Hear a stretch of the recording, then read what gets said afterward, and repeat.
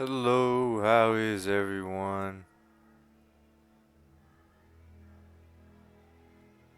How's everyone doing?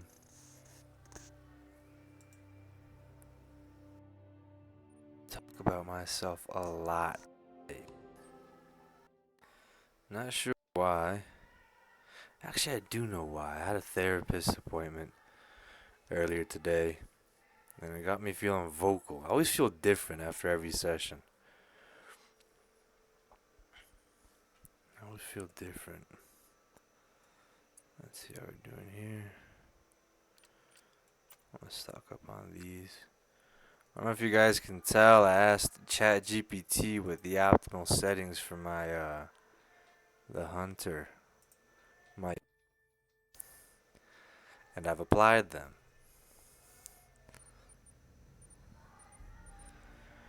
Right now it's a Wednesday night, and I hear some neighbors singing a song. They're all probably drunk, and I kind of hate people because of it. I don't like that sort of stuff. I put a lot of effort into not sounding bitter. I'm never really bitter. I'm not. I can never really say that about myself.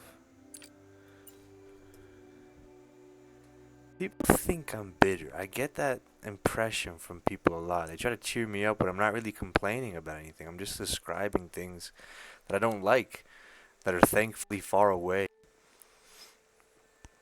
You know?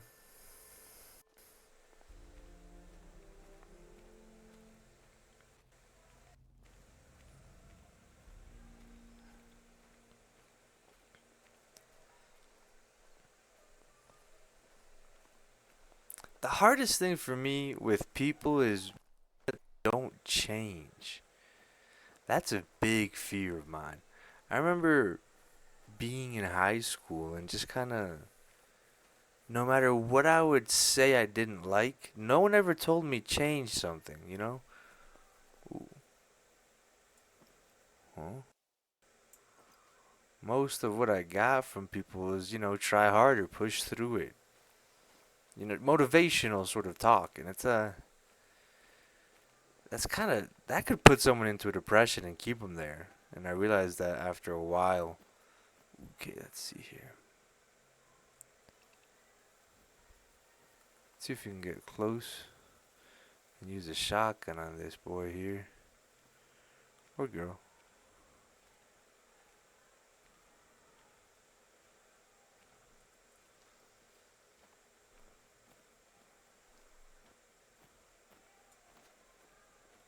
It made me really value people who took an interest, who ask questions before giving commands, who ask questions first before anything. I think that was good. Let's check it out. Chase after it a little bit. I'll put it in there. Whoa. Nope.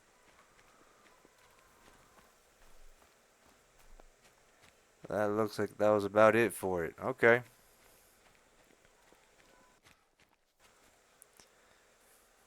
was a good shot. I'm very happy. Okay. Yeah, it was a lot of work I was taking on in school. And I was just doing it just because it was what I was told to do, and I wanted to be the best at it. I'm like very competitive once I do get into something, but I'm still learning now how to manage work, manage loads of work. And so when I kept hearing all that, just get through it, it was the worst thing in the world. That wasn't the worst. The worst one was when I would hear, that's just how the world is. Like, no, no, no. What was amazing was having moments where I had to confront my envy. When I saw other people not working as much, doing better, and feeling better, and I was like, whoa, hold on. Why aren't they, believing the negative stuff I was taught? In the moment, it's just kind of like, oh, I kind of got to get over this sort of feeling of, ugh, like they shouldn't have that. And then once I do get over it, things improve. It's like, oh, I can just kind of copy them.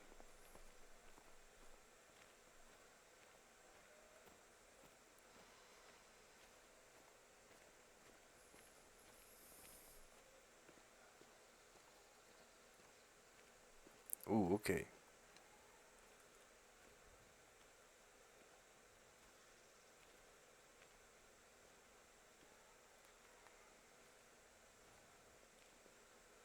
The strangest thing to me was seeing one specific girl who, if she didn't like a class, she would just drop it. No matter when it was, she was just like, hey, 3 weeks in, I don't like it. I'm changing this. And sometimes she got her way, sometimes she didn't. But either way, like the teachers always tried to adjust to her. And at first, I was kind of like, I was like, oh, they're being nice because she's a girl, or like, I don't know. I was just kind of, I always felt I would be met with more resistance than other people when I asked for what I wanted. But I think I'm just more sensitive. Like, I just feel that way. Because, like, when people tell me no, or when they say maybe not, or like it has to be a certain way, I feel so. Like, I feel like my dreams are threatened. When I really ask for what I really want. I think if I hadn't had adopted the new habit of praying and reading the Bible, I wouldn't be on this mission I'm on with trying to get the world record bench press. Cause I'd be too scared of being dissuaded, being told like, oh, like being convinced that it's selfish, you know, and being convinced that it's impossible.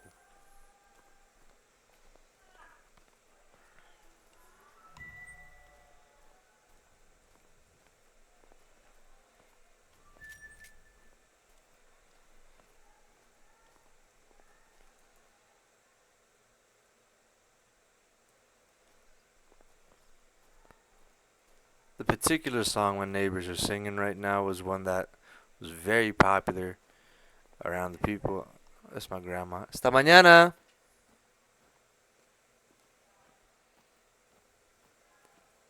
Very popular around the kids in my grade.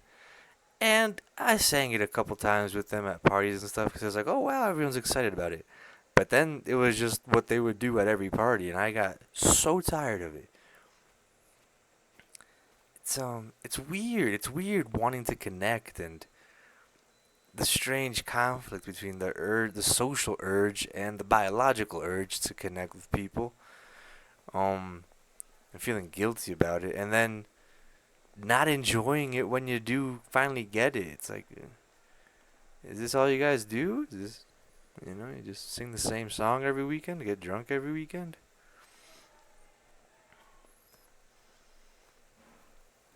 It was so jarring because, like, that's your community. You're going to see them every day at school, whether or not you like it. And I don't want to be rude. I do want to be rude, and they get so offended when I just say I don't want to do that. I'd rather be alone.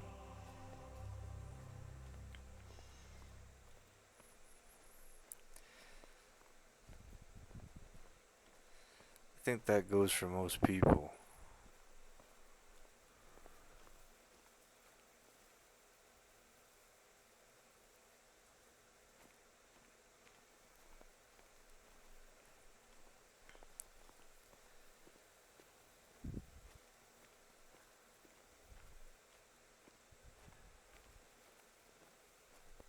Well, it's a similar thing I was saying before with like expressing a desire or a dream, right? If you're inviting someone to something, it's a tender thing. Being told no hurts.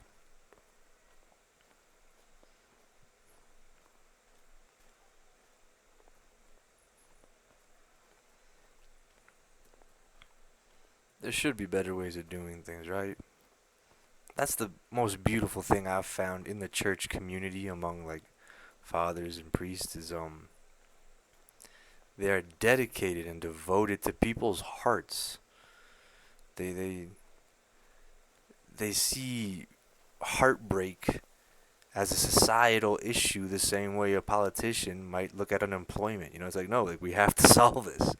They see it through a practical sort of mission lens, right? Like we're here for each other. And that's the most amazing thing I think I've seen from the church community. Ooh, you know. Because for the longest time, even now, I still kind of loop back to negative thoughts where it's like, oh, that's just part of life. Heartbreak, rejection, all this pain in every connection. And I don't want it to be that way. And I imagine things being better, and it feels wishful, which shouldn't have a negative connotation. Like, I have a negative connotation on the word wishful, and I shouldn't. I wish for all my relationships to be smooth, Like, I don't want everything to be so painful. So many no's and so much misunderstanding. Because that's what it really is.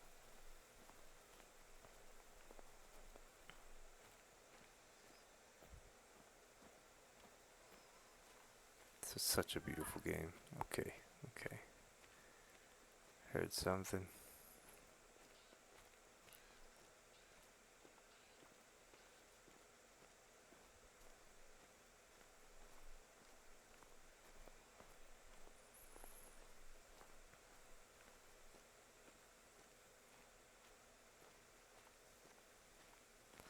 What I thought I would get from therapy, I honestly get more so from streaming. I get something I didn't expect from therapy, which is also really good, but it's just different. I thought they would just kind of listen to me go off about trauma and sadness and all that. And they're like, no, I mean, it's their jobs. I don't think they want to do it all day. And there's better ways of resolving issues than just vomiting trauma.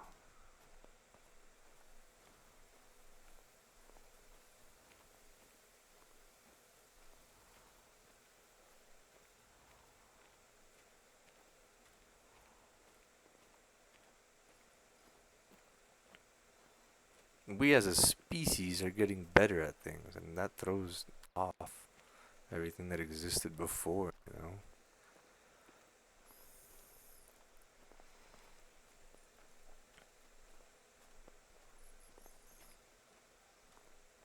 I'm hoping, right, at some point, therapy might be seen as barbaric as electrotherapy is seen now, right? At some point, they electrocuted people and just told them you're good to go home. Your emotions are solved, eliminated, lobotomies, right? That's a tragedy. That's a tragedy. And so we'll make new things and better things, and then I don't know what they'll say, but they'll just kind of look in horror at the way we handle things. And that means things have improved, right?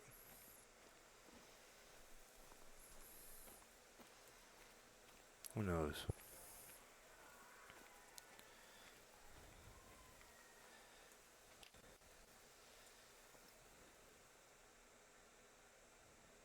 It's already kind of starting to be that way. I think about how things were when I was a kid.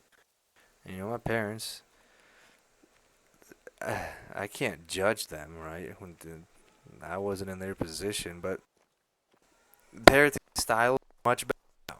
You don't kids anymore. That's not as easy to talk about.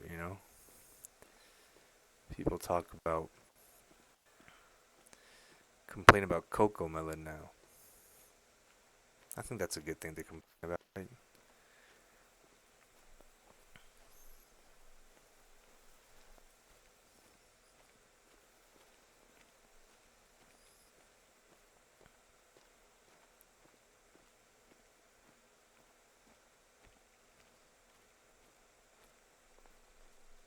It's a lack of understanding.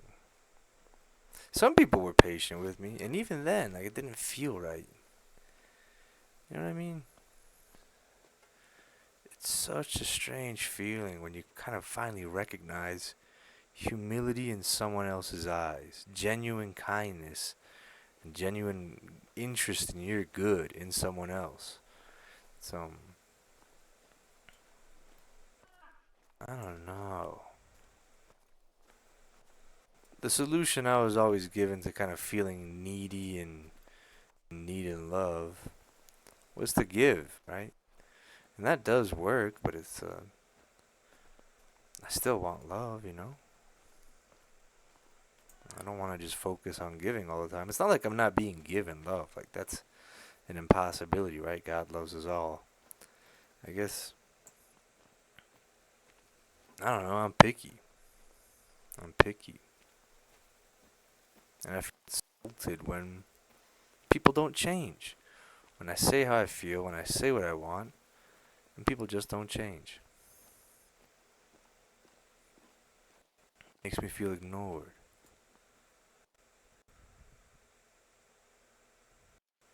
Or even worse, that makes me realize how some people really just can't understand things.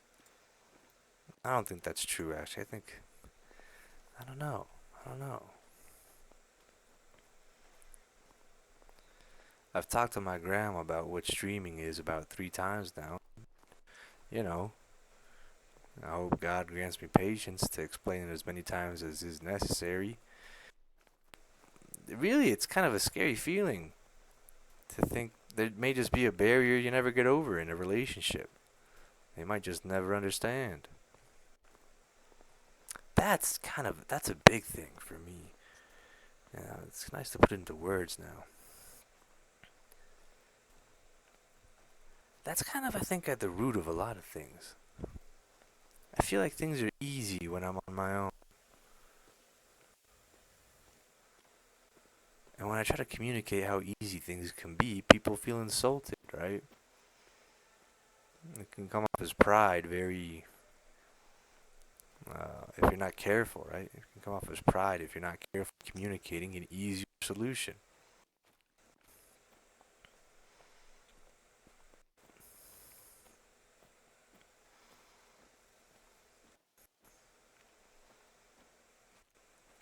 Kind of understood, I put effort into explaining and teaching, right? But then they kind of at a loss in a way, kind of. Ooh, oh no! Oh, not at a loss. Not unheard. I feel like I'm not heard. People just don't understand, and I have to remind myself of that. Sometimes they just don't get it. And that's not them.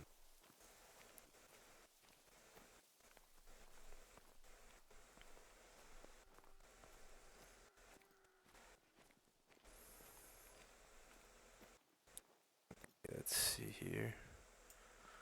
Pull out the shotgun and see if we can run into something. Ooh, bird here.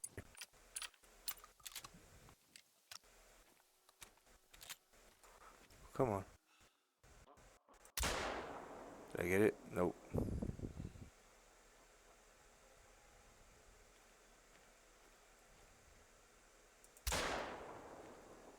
Could have sworn. Alright. That's alright.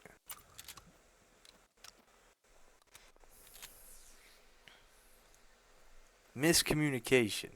That's. I don't know. It goes beyond that too, because we've tried and explained and talked it through, and the emotion's still there. Even when communication does work, it's like I'm still angry.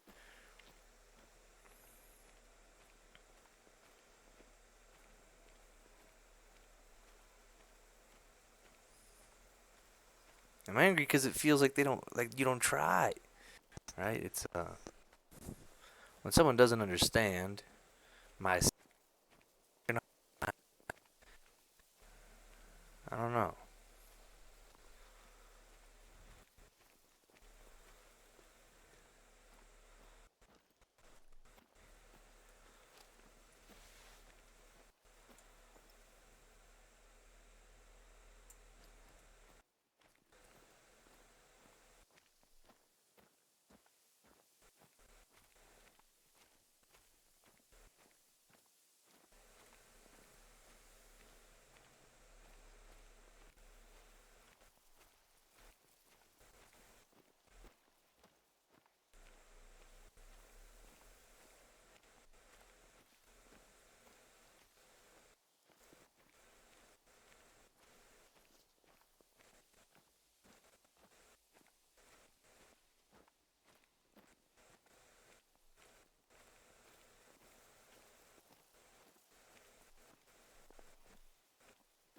strangely, sports have helped me feel more understood than any amount of words, right?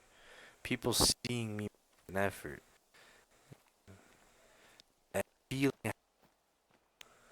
people's eyes on me feel in different sports, right? I remember feeling not quite seen after a match in basketball or after training in boxing. People sometimes, tease me, sometimes compliment me, and I'd still feel like, that's neither of those are me. You're not really talking about me. But with lifting, I really feel seen. They're like, yeah. I think people see how much I enjoy it.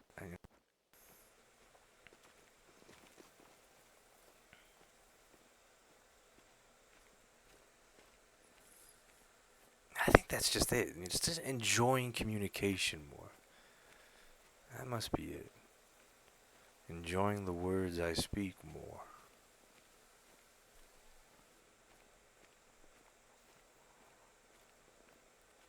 I feel so wrong, like seeking connection, right? Like I know I want a wife, and I know like I don't want to waste time. But everyone tells me that it's wrong to kind of just bring that up on the first conversation when I like a woman. And I don't think it is. I think the right one will be excited to talk about that in a patient way, you know?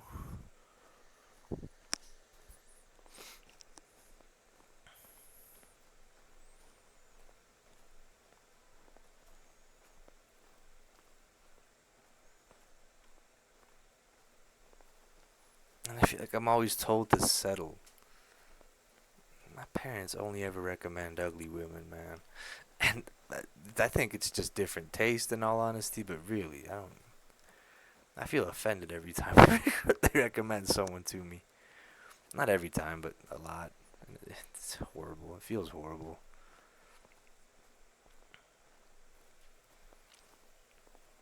And it's also like I always want to express intense emotions. I want the conversations to be just like this, where it's like, okay, this is childhood trauma number one. Tell me about yours. I love that. I really do enjoy that level of transparency. Doesn't have to be full details, right? Intimacy and like really knowing each other can come with time, but like, hey, like this is me. Like I want you to know this is why I am the way I am, and I hope you understand me immediately, right? And I won't dim down how badly I want what I want because of anyone else, right? And of course, like I do try to be tactful. Sometimes it's scary when people get scared, right? I really love lifting. I am enthusiastic about it, and it's common for people to get scared.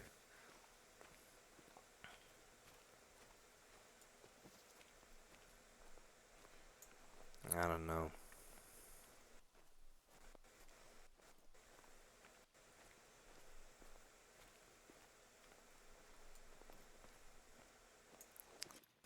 What do you guys think? Tell me about it.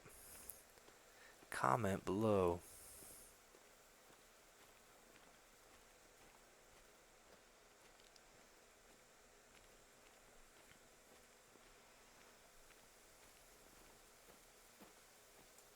And the thing is, even now more so, because there's so many different lifestyles. Mine, who was in a negotiated open relationship with his girlfriend. Alright, hold on, I'll keep up with that story in a bit.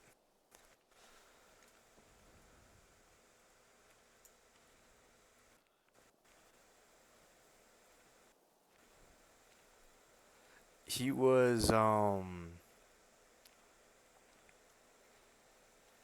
so they kind of had like as many free passes as they could defend in court with each other, right? Not court, just defend in conversation with each other, right? His girl, she was bi, so there was a lot of potential for that to be a happy thing for both of them, right? Um, and then I remember my friend, he went to a party without his girlfriend, and he was chatting this girl up. He was flirting with her, and he was just saying like, "Hey, like, come home with me, right?" Or like, "Hey, like, let's make out." And it's a party. There's reason, there's space for that. But she was like, no, no, no. Like I want to go on a date. And then he said like, why would I take you on a date? I have a girlfriend. And he didn't realize it, but he was telling me that. And to me, it was the funniest thing in the world. Because what must that girl have thought, right? Like, why are you talking to her then? But no, it's not like that. There's so many different rules of engagement for different people, right? I think that's the thing. We all kind of carry our own cultures. And I do think there's like absolute wrong, and some cultures really shouldn't be tolerated, like the way they kind of like mutilate women's reproductive organs in parts of Africa. Like, I don't support that at all, even though that's ingrained in some parts of their culture. But anyway, what I'm saying is like, where do you start? Where like, hello can offend someone nowadays, right? Hello could offend someone. Where do you start? Where do you find common ground to understand each other? Do we want to, right? Because again, there's emotions, there's anger, there's stuff I wouldn't tolerate.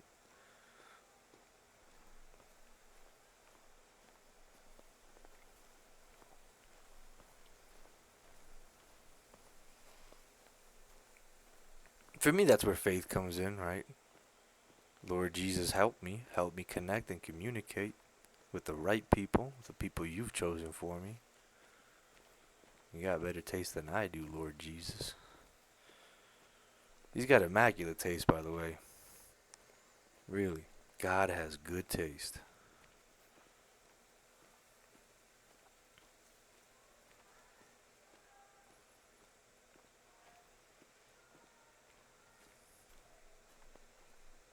But yeah, for him it was ridiculous too. He's like, they're at a party, it's super casual, and she said go on a date, and he's like, what do you mean?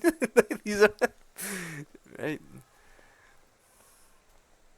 I just think it's as a kid especially too, not just that girl like talking to my friend. As a kid, it's so easy to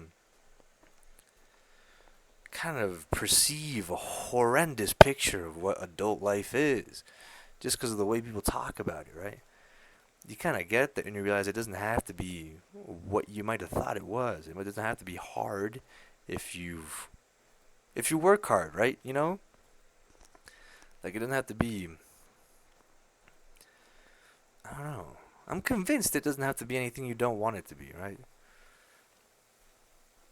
God helps me in my life. Like it really doesn't have to be hard.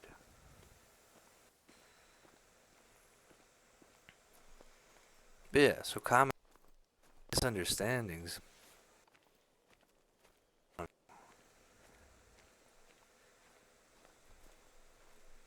For me, it makes me think about what could make a good teacher and what could a good teacher really bring to society, right?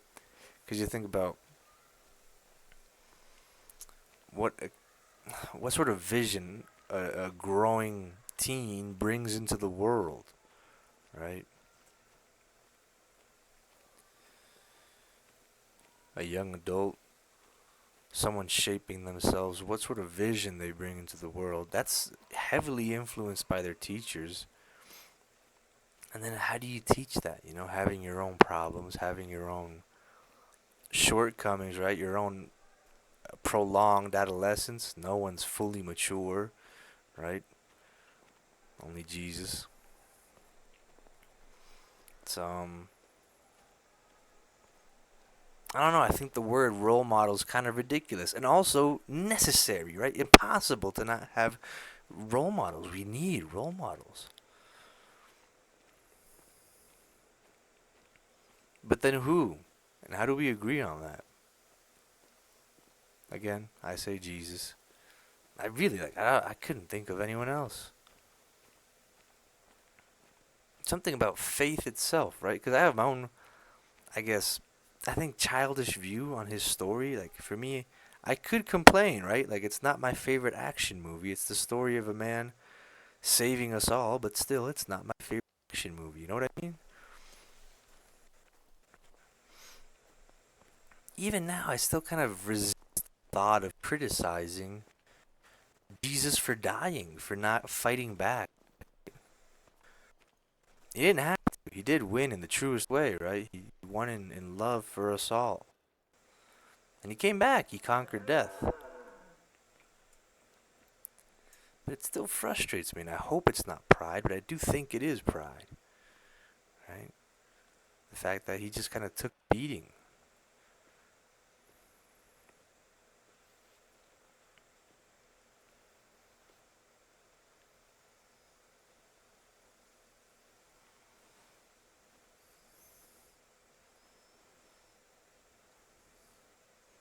This dude's crawling uphill. Tough man here. The deer laid down.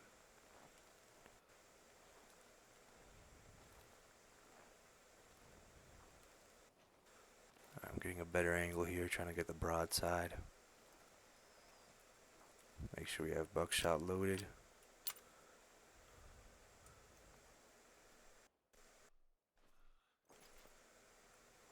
I want to get closer. I want to see if we can get just up behind that rock, so I still have some cover, even as I get closer.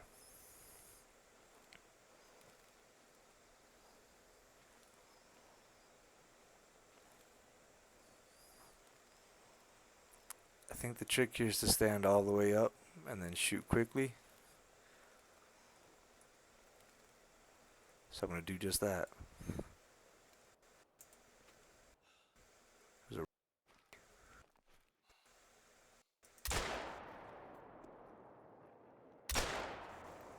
Alright. Not perfect. Score says it was perfect. Just one shot hit apparently. Maybe I shot it after it went down. Good. Alright. Alright. How do we agree on who a good role model is, right? Why do I still... I don't know. He wouldn't comfort me as much if I knew Jesus just kind of took all the bad guys, right? Like himself with his hands and the sword or something. That wouldn't be someone I pray to. That's, it's a...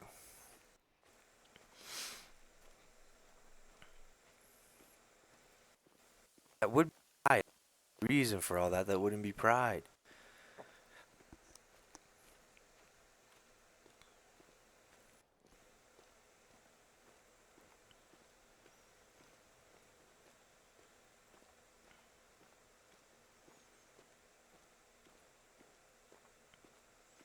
Maybe it's my own anger too.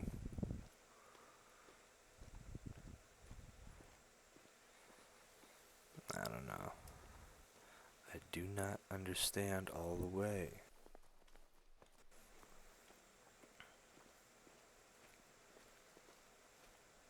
I wonder if anyone else thinks of him that same way, like, why didn't you fight? And I've been told the answer over and over, like, you didn't have to, that's not the right way, it's love, he's teaching us, right?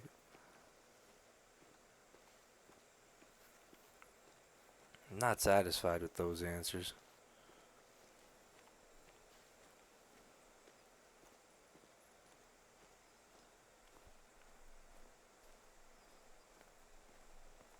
After he gave up the ghost, as it says in the Bible, after he died on the cross, a Roman centurion, a Roman soldier, came by and confirmed the kill, as was custom in that time, and used a spear to stab him in his side.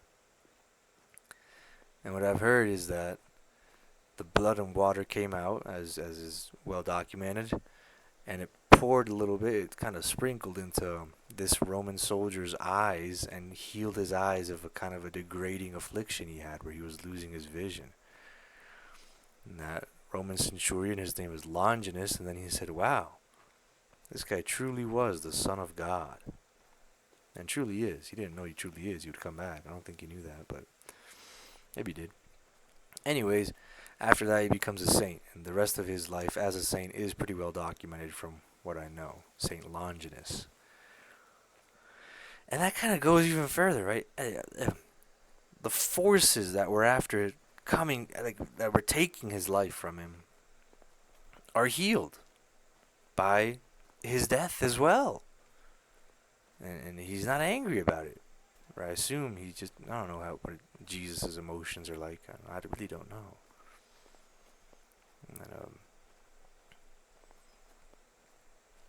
and of course, it made him a believer, right? In that way, Jesus absolutely conquered and won, right? He strengthened the man. He gave him faith in God and in Jesus as God.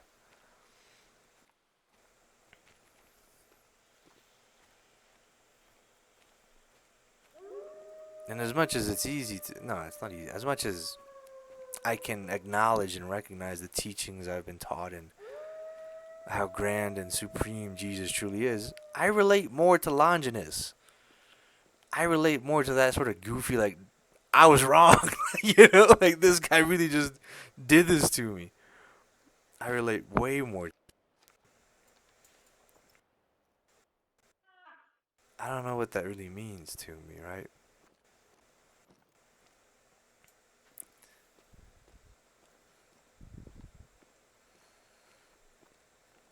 Can we relate to Jesus? I think, I don't know. I don't know if he wants us to.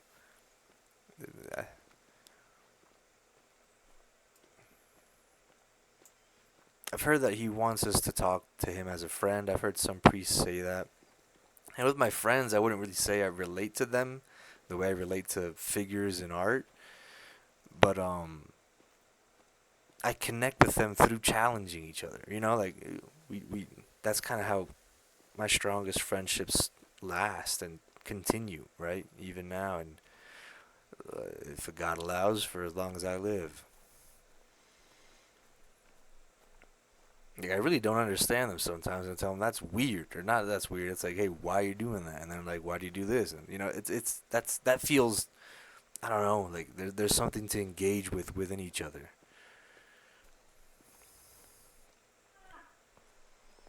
Maybe that's what it is.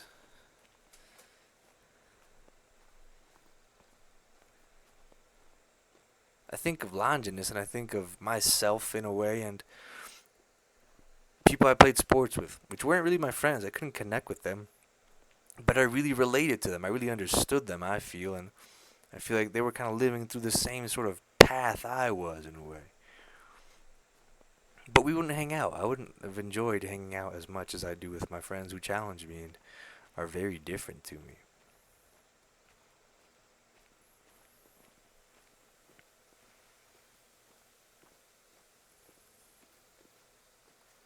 But it's that moment of kind of absolute self-forgiveness because you know what led up to the moment and you know what's happening, right? It's like he's a Roman soldier. That's what he does for a living. This guy's he's been told is a threat to the state and he's commanded to kind of end his life and it's like, okay, done. And then he's like, wait. My eyes are healed. This guy really just kind of I saw him ascend into heaven. Right? It's got to be it's kind of a relief. Alivio y asombro, relief and wonder. And a humiliation in a way, kind of like if it is truly pride, if he was a soldier out of pride, but if he was just kind of loving his nation, then it's just continued love in a different direction, in a different dimension of how it looks like you're on. Because all love is all love. But the way we see it here on Earth is it changes over time.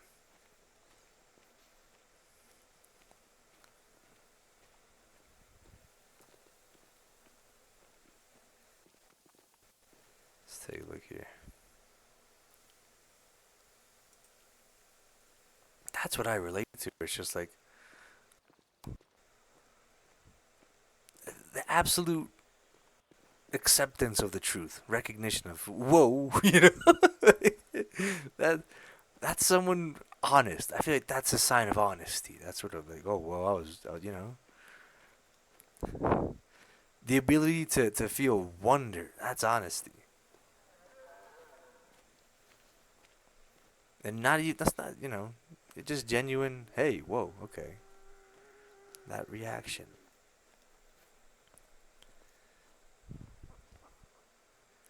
Let's take a look here.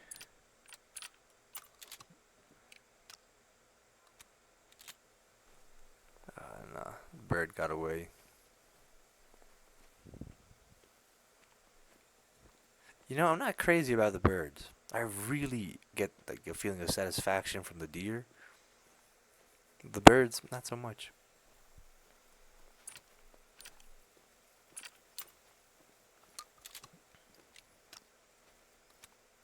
Oh, hold on.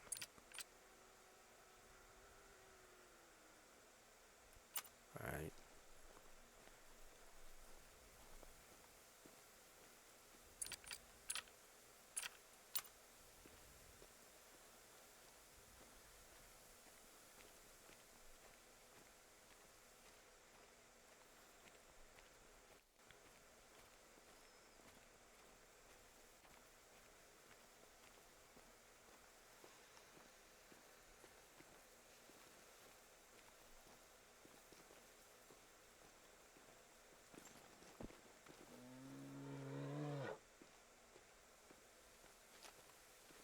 The other thing is, Jesus really did know what was gonna happen the whole time.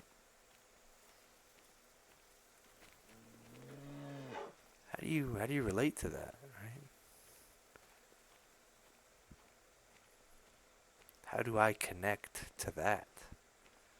To a true prophet?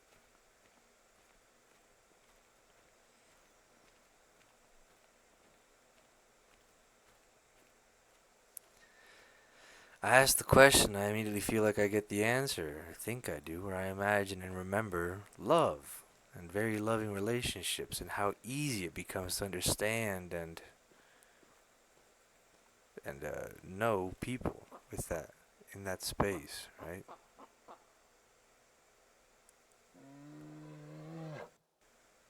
So many animal noises.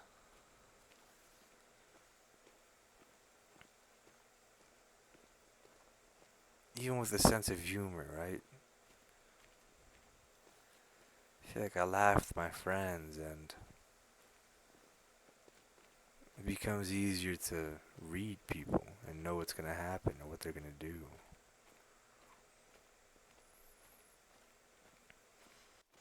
Yeah, that's exactly what it is. Love grows understanding. And understanding means you know what's gonna happen next.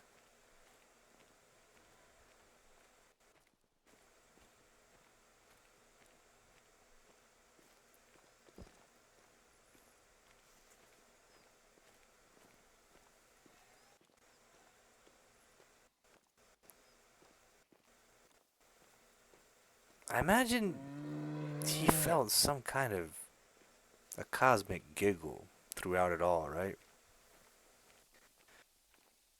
Be intimate. And then he saw things play out, you know?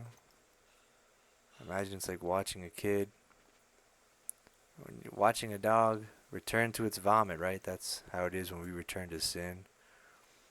And then kind of the look in its eyes when it realizes it's done something wrong. Once